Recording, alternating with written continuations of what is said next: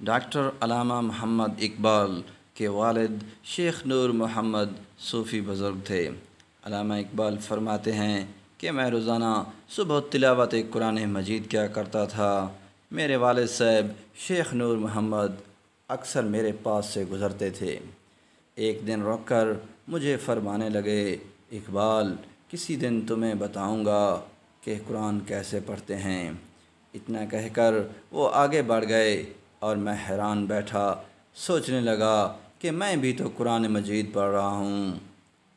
کچھ دن بعد اسی طرح تلاوت قرآن مجید کرتے ہوئے میرے والد صاحب کا گزر میرے پاس سے ہوا اور وہ میرے پاس رکے۔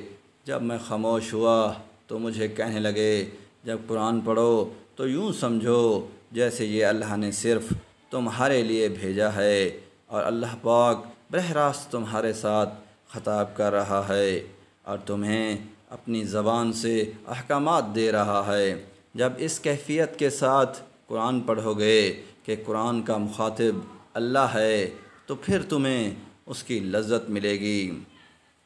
اقبال کہتے ہیں کہ اس دن کے بعد قرآن کی جو لذت اور جو سرور مجھے ملا وہ اس سے پہلے کبھی نہیں ملا تھا۔ علامہ اقبال کو قرآن مجید سے قلبی لگاؤ تھا۔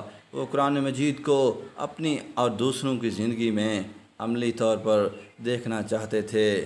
علامہ اقبال کی فکری اساس قرآن مجید ہے۔ ان کی فکر کا محور قرآن ہے۔ ان کی سوچ کا مبدا قرآن ہے۔ علامہ اقبال داعی قرآن ہیں۔ اقبال کا خیال ہے کہ مسلمانوں کی ترقی کا عروج و زوال سب قرآن سے جڑا ہوا ہے۔